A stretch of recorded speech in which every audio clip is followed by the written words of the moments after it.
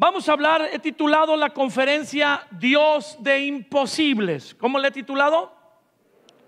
Y está basada en una historia que tú o usted conoce, si ha leído la Biblia, en el Evangelio de Juan, capítulo 11. Si me quiere acompañar, por favor, al Evangelio de Juan, capítulo 11, leeremos algunas porciones selectas. La historia a la que me refiero es la muerte de Lázaro y la resurrección de Lázaro. Dele un aplauso a Dios. La muerte, pero la resurrección también. Estaba entonces enfermo uno llamado Lázaro de Betania, una aldea, un pueblito pequeño. Era la aldea de María y Marta, sus hermanos de Lázaro. María, la hermana de Lázaro, verso 2, es la que cuando Lázaro estaba enfermo ungió. María, la que Lázaro se había enfermado, era la que ungió con un perfume muy valioso a Jesús, lo derramó sobre su cabeza y luego con su cabello secó sus pies. Se refiere la Biblia a esa escena. Y dice: estas hermanas de Lázaro enviaron pues a decirle al Señor Jesús: Señor, he aquí el que amas está enfermo. Y le mandan el mensaje, pero con un mensaje subliminal. No nomás dice Lázaro está enfermo, sino el que amas está enfermo. Oyendo Jesús el mensaje que trae el sirviente de esta familia a Jesús, dice tres verdades importantes. Esta enfermedad no es para muerte, es para la gloria de Dios, para que el Hijo de Dios sea glorificado.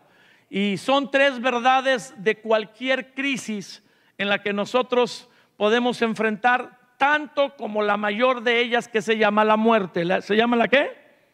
Dice: no terminará contigo. Aquí la palabra muerte, por el contexto que sucede después en el relato de la historia, no significa que Lázaro permaneció muerto, pero sí un suceso como que va a acabar contigo. Lo que crees que va a acabar contigo, no va a acabar contigo. Está sucediendo para la gloria de Dios y para que el Hijo de Dios sea glorificado en medio de esa situación en tu vida. ¿Alguien recibe esta verdad? Ahí tan sencilla está en el versículo 4. Y aquí nos bendice la palabra.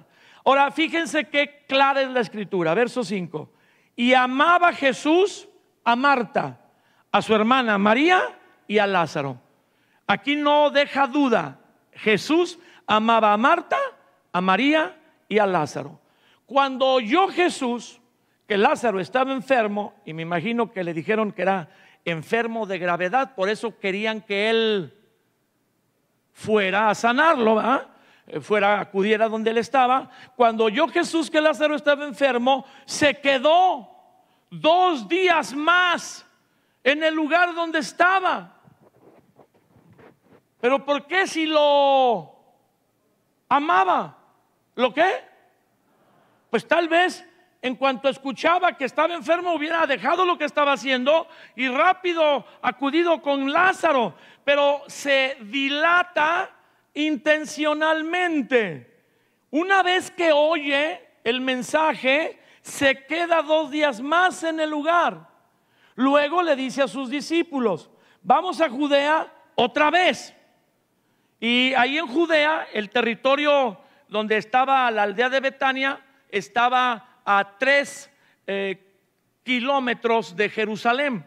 Dicen ahí la medida en estadios, pero está a 3 kilómetros, a 1 hora a pie, si es que una persona caminando a una velocidad promedio hace 3 kilómetros por hora.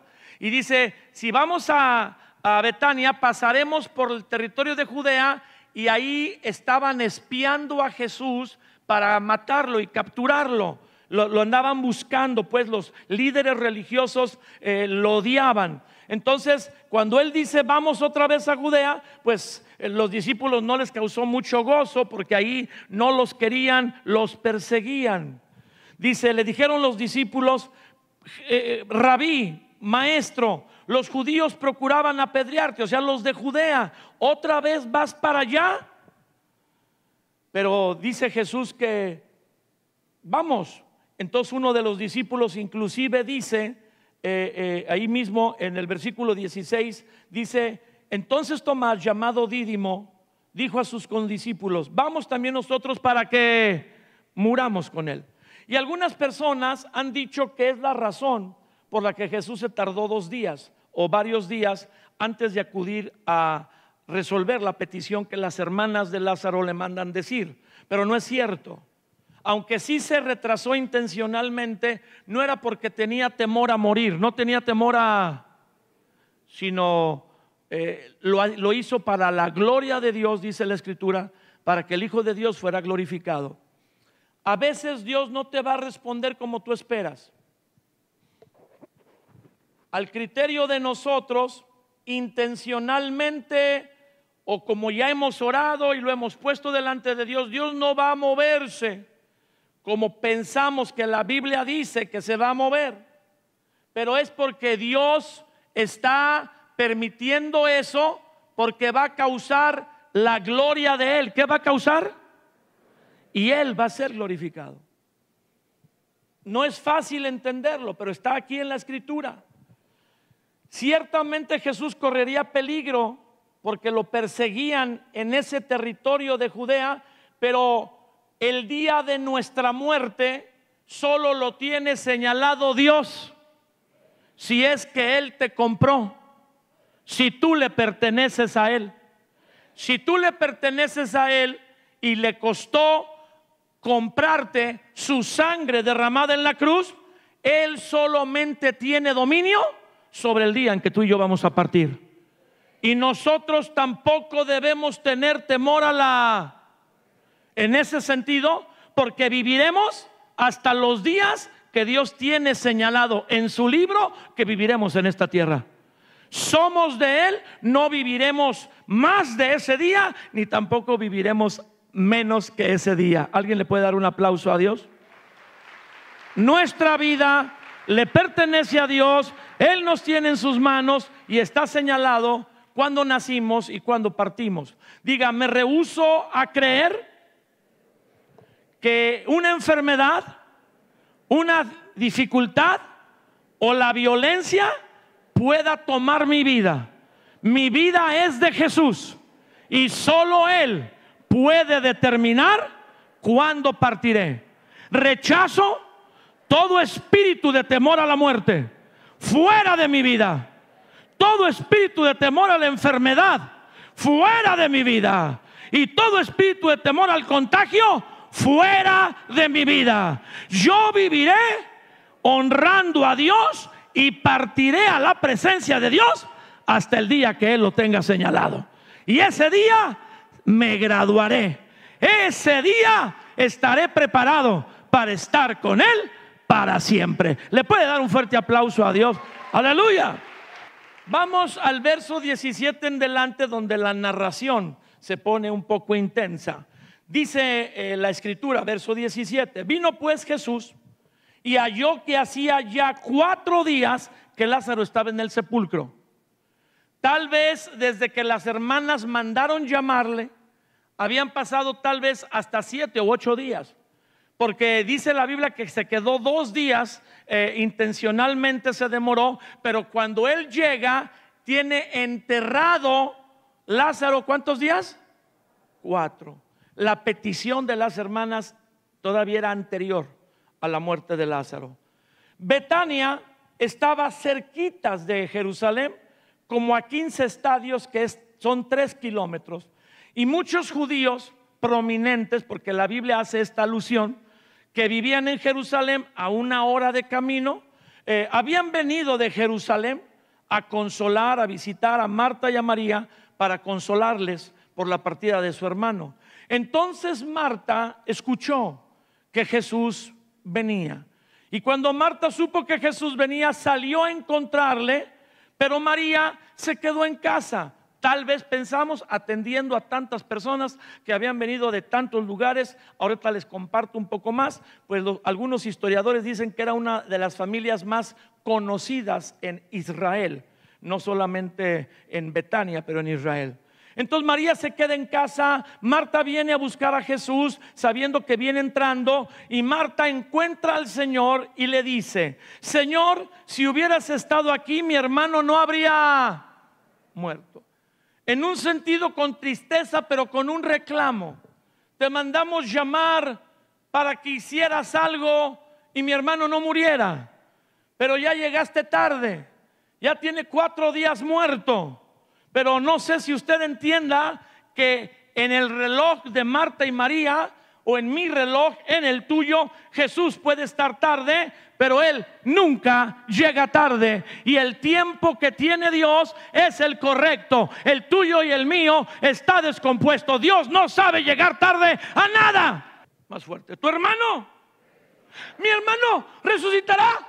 Entonces María se iluminó de alegría y empezó a ir a todos lugares. Yo lo sabía. Lázaro va a resucitar. Eso quisiéramos que diga, pero no dice eso. Aunque Jesús, el Hijo de Dios, le dice a tu hermano, ella no escucha. Oye, pero no escucha. El dolor de la pérdida, ¿el qué? No la deja escuchar que el autor de la vida, por el cual existen y subsisten todas las cosas, le está diciendo: vengo a resucitar a tu brother. Cuando Jesús le dice, tu hermano resucitará, Marta le dice, ok, yo sé que resucitará en la resurrección en el día postrero. Pero no estaba diciéndole eso Jesús.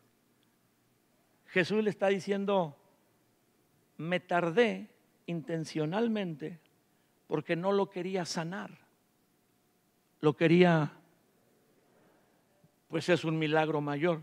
Una sanidad es poderosa, pero una resurrección, yo soy la resurrección y la vida. El que cree en mí, Martucha, aunque esté muerto, vivirá. Y el que vive creyendo en mí no morirá eternamente. Es lo que Jesús le dice. O sea, Él se duele cuando te ve a ti sufrir. No lloró por la muerte de Lázaro, lloró por el dolor que expresaban las hermanas. A veces creemos en una tragedia, en una dificultad nuestra, que Dios no nos entiende. Se nos olvida que se hizo hombre. Dios se hizo y habitó entre nosotros y se llama Jesús. Y no se quitó el nombre, aunque Él murió, fue sepultado y resucitó y ascendió al cielo, sigue teniendo ese nombre. Ese nombre no lo tenía. Él era Emmanuel, el alfa y la omega, la rosa de Sarón, el lirio de los valles. Era rey de justicia, rey de verdad, era príncipe de paz. Pero cuando nació y se hizo, se llama Jesús. Y como Jesucristo hombre, está a la diestra del Padre intercediendo por nosotros. Alguien ahí se puede regocijar, alguien ahí se puede alegrar. A ver, no sé.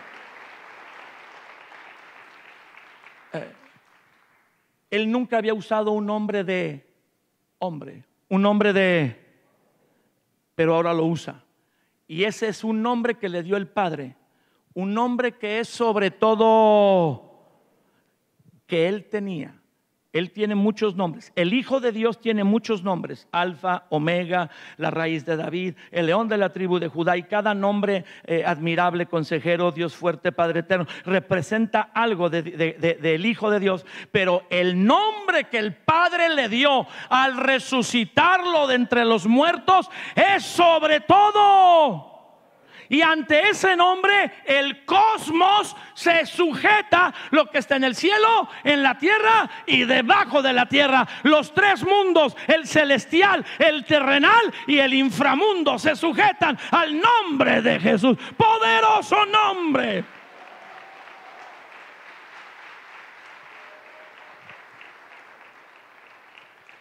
Jesús se conmovió por el dolor de las hermanas, por el dolor de los otros que habían venido a consolarla. Y les pregunta: ¿dónde le habéis puesto? Ni que no supiera. Es Dios.